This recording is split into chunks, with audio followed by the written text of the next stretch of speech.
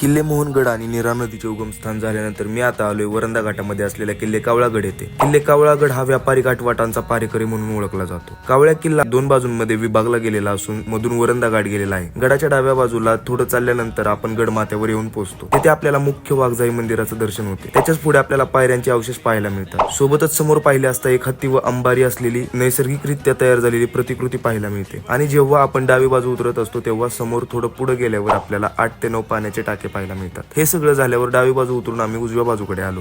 येथे आल्यावर आपल्याला वाटतं की हाच फक्त कावळागड आहे, तर तसं नाही. जर तुम्ही कावळागडावर येताय तर दोन्ही बाजूला नक्की जा. उजव्या बाजूला वाटेवरूनच आपल्याला एक बुरुज दिसतो, तो म्हणजे कावळागडाचा शेवटचा बुरुज. तिथे जात असताना वाटेमध्ये आपल्याला पाण्याचे टाके, वाड्यांचे अवशेष पाहायला मिळतात. तसेच वाटेतून जात असताना उजव्या बाजूला धाकटा कावळागडही दिसतो आणि आपण कावळागडाच्या शेवटच्या बुरुजाकडे येऊन पोहोचतो. याच बुरुजावरून आपल्याला किल्ले तोरणा आणि दुर्गराज किल्ले राजगडाचे दर्शन होते.